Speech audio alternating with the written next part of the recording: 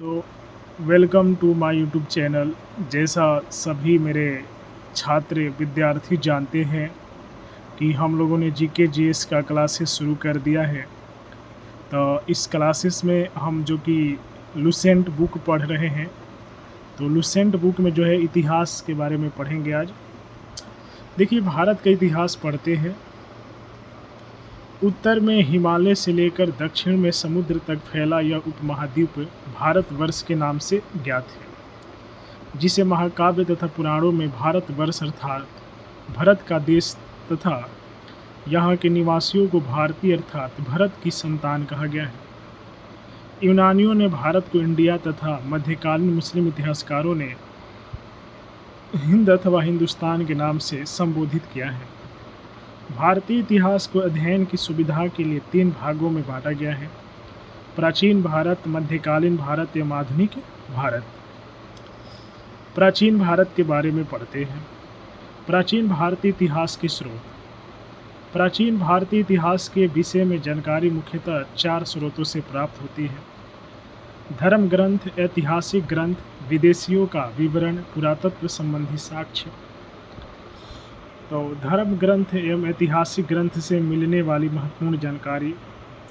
भारत का सर्वप्राचीन धर्म ग्रंथ वेद है, जिसके संकलनकर्ता महर्षि कृष्ण द्वैपायन वेद व्यास को माना जाता है। वेद वसुधैव कुटुंबकम का उपदेश देता है। भारतीय परंपरा वेदों को नित्य तथा अपौरुषेय मानती है। वेद 4 है: ऋग्वेद, यजुर्वेद, सामवेद एवं अथर्ववेद। इन 4 वेदों को संहिता कहा जाता है। ऋग्वेद के बारे में पढ़ेंगे। ऋचाओं के क्रमबद्ध ज्ञान के संग्रह को ऋग्वेद कहा जाता है। इसमें 10 मंडल, 1028 सूक्त, वालिख्य पाठ के 11 सूक्तों सहित एवं 10,462 ऋचाएँ हैं। इस वेद के ऋचाओं के पढ़ने वाले ऋषि को होत्रु कहते हैं। इस वेद से आर्य की राजनीतिक प्रणाली एवं इतिहास के बारे में जानकारी मिलती है। विश्वामित्र द्वारा रचित ऋग्वेद के 3रे मंडल में सूर्य देवता सावित्री को समर्पित प्रसिद्ध गायत्री मंत्र है। इसके 9वें मंडल में देवता सोम का उल्लेख है। इसके 8वें मंडल की हस्तलिखित ऋचाओं को खिल कहा जाता है। चातुष्य वर्ण समाज की कल्पना का आदि स्रोत ऋग्वेद के 10वें मंडल में वर्णित पुरुष सूक्त है, जिसके अनुसार 4 वर्ण हैं: ब्राह्मण, क्षत्रिय, वैश्य तथा शूद्र। आदि पुरुष ब्रह्मा के क्रमशः मुख, भुजाओं, जंघाओं और चरणों से उत्पन्न हुए हैं। नोट: धर्म सूत्र 4 प्रमुख जातियों की स्थितियों, व्यवसायों, दायित्वों, कर्तव्यों तथा विशेषाधिकारों में स्पष्ट विभेद करता है। ईसा पूर्व एवं ईस्वी। वर्तमान में प्रचलित ग्रेगोरियन कैलेंडर, ईसाई कैलेंडर, जूलियन कैलेंडर ईसाई धर्मगुरु ईसा मसीह के जन्म वर्ष कल्पित रूप पर आधारित है। ईसा मसीह के जन्म के पहले के समय को ईसा पूर्व, before the birth of Jesus Christ कहा जाता है। ईसा पूर्व में वर्षों की गिनती उल्टी दिशा में होती है। जैसे महात्मा बुद्ध का जन्म 563 ईसा पूर्व एवं मृत्यु 483 ईसा पूर्व में हुई। यानी ईसा मसीह के जन्म के 563 वर्ष पूर्व महात्मा बुद्ध का जन्म एवं 483 वर्ष पूर्व मृत्यु हुई। ईसा मसीह की जन्म तिथि से आरंभ हुआ सन ईस्वी सन कहलाता है। इसके लिए संक्षेप में ई लिखा जाता है। ई को लैटिन भाषा के शब्द एडी में भी लिखा जाता है। एडी यानो एनो डोमिनी, जिसका शाब्दिक अर्थ in the year of Lord Jesus Christ है। वामना अवतार के 3 पगों के आख्यान का प्राचीनतम स्रोत ऋग्वेद है। ऋग्वेद में इंद्र के लिए 250 तथा अग्नि के लिए 200 ऋचाओं की रचना की गई है। प्राचीन इतिहास के साधन के रूप में वैदिक साहित्य में ऋग्वेद के बाद शतपथ ब्राह्मण का स्थान है। यजुर्वेद सस्वर पाठ के लिए मंत्रों तथा बलि के समय अनुपालन के लिए नियमों का संकलन यजुर्वेद कहलाता है। इसके पाठकर्ता को अर्धुवी कहते हैं। यजुर्वेद में यज्ञों के नियम एवं विधि विधानों का संकलन मिलता है। यह एक ऐसा वेद है जो गद्य एवं पद्य दोनों में है। इसके बाद साम वेद के बारे में पढ़ेंगे। साम का शाब्दिक अर्थ है गान। इस वेद में मुख्यतः यज्ञों के अवसर पर गाए जाने वाले ऋचाओं मंत्रों का संकलन है। इसके पाठकर्ता को उद्रातु कहते हैं। इसे भारतीय संगीत का जनक कहा जाता है। यजुर्वेद तथा सामवेद में किसी भी विशिष्ट ऐतिहासिक घटना का वर्णन नहीं मिलता है। इसके बाद पढ़ेंगे अथर्ववेद। अथर्वा ऋषि द्वारा रचित इस वेद में कुल 731 मंत्र तथा लगभग 6000 पद्य है। इसके कुछ मंत्र ऋग्वैदिक मंत्रों से भी प्राचीनतर है। अथर्ववेद कन्याओं के जन्म की निंदा करता है। पुराण विष्णु पुराण मौर्य वंश से संबंधित वंश है। मत्स्य पुराण आंध्र सातवाहन है। वायु पुराण गुप्त वंश से। ऐतिहासिक दृष्टि से अथर्ववेद का महत्व इस बात में है कि इसमें सामान्य मनुष्यों के विचारों तथा अंधविश्वासों का विवरण मिलता है। पृथ्वी सूक्त अथर्ववेद का प्रतिनिधि सूक्त माना जाता है।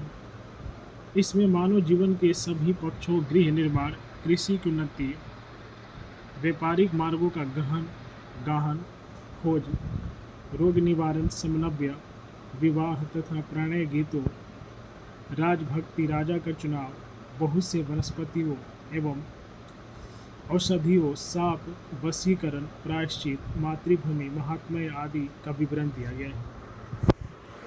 कुछ मंत्रों में जादू टोने का भी वर्णन है। अथर्ववेद में परीक्षित को कुरुओं का राजा कहा गया है तथा कुरु देश की समृद्धि को अच्छा चित्रण मिलता है।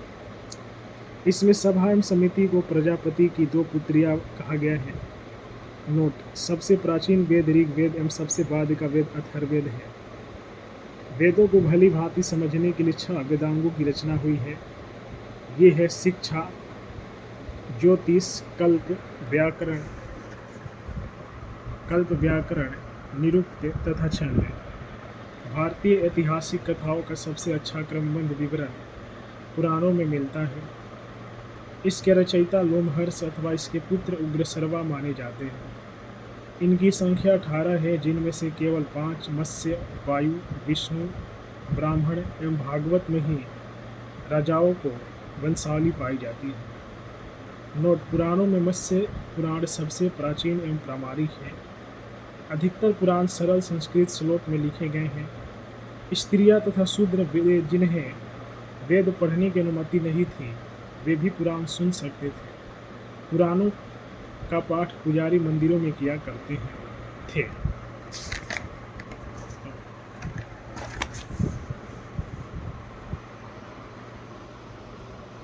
स्त्री की सर्वाधिक गिरी हुई स्थिति मैत्रेयनी संहिता से प्राप्त होती है, जिसमें जुआ और शराब की भांति स्त्री को पुरुष का तीसरा मुख्य दोष बताया गया है। शतपथ ब्राह्मण में स्त्री को पुरुष का अर्धांगिनी कहा गया है। स्मृति ग्रंथ में सबसे प्राचीन एवं प्रामाणिक मनुस्मृति मानी जाती है। यह शुंग काल का मानक ग्रंथ है। नारद स्मृति गुप्त युग के विषय में जानकारी प्रदान करता है। जातक में बुद्ध की पूर्व जन्म की कहानी वर्णित है। हिनयान का प्रथम ग्रंथ कथावस्तु है, जिसमें महात्मा बुद्ध का जीवन चरित्र अनेक कथानकों के साथ वर्णित है। जैन साहित्य को आगम कहा जाता है। जैन धर्म का प्रारंभिक इतिहास कल्प सूत्र से ज्ञात होता है। जैन ग्रंथ भगवती सूत्र में महावीर के जीवन कृत्यों तथा अन्य समकालिकों के साथ उनके संबंधों का विवरण मिलता है। अर्थशास्त्र के लेखक चाणक्य, कौटिल्य या विष्णुगुप्त हैं। यह 15 अधिकरणों एवं 180 प्रकरणों में विभाजित है। इससे मौर्यकालीन इतिहास की जानकारी प्राप्त होती है। संस्कृत साहित्य में ऐतिहासिक घटनाओं को क्रमबद्ध लिखने का सर्वप्रथम प्रयास कलहर द्वारा किया गया था। कलहर द्वारा रचित पुस्तक राज तरंगिणी है, जिसका संबंध कश्मीर के इतिहास से है। अरबों की सिंध विजय का वृतांत चचनामा लेखक अली अहमद में सुरक्षित है। अष्टाध्यायी संस्कृत भाषा व्याकरण की प्रथम पुस्तक के लेखक पाणिनि है। इससे मौर्य के पहले का इतिहास तथा मौर्यन राजनीति की अव्यवस्था की जानकारी प्राप्त होती है।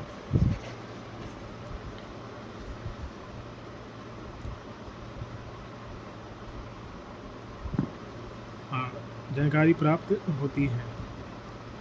कात्यायन की गार्गी संहिता एक ज्योतिष ग्रंथ है, फिर भी इसमें भारत पर होने वाले यौवन आक्रमण का उल्लेख मिलता है। पतंजलि पुष्यमित्र शुंग के पुरोहित थे। इनके महाभाष्य से शुंगों के इतिहास का पता चलता है। विद्यार्थी, अभी तक हम लोगों ने यहाँ तक स्टडी किया, आगे स्टडी करेंगे। आप लोग चैनल से जुड़े रहिए, ठीक है। हम इस पर जीके जीएस की क्लासेस शुरू कर दिए हैं। आप लोगों से एक ही बात कहेंगे, इस दुनिया में सब कुछ असत्य है, शिक्षा ही एक सत्य है। आप लोग पढ़ाई करेंगे तो कुछ न कुछ बन जाएंगे। कैरियर पर ध्यान देना है, फालतू के नहीं। जो बुरी चीज़ें हैं समाज के, वो धीरे धीरे अपने आप नष्ट होती जाएंगे।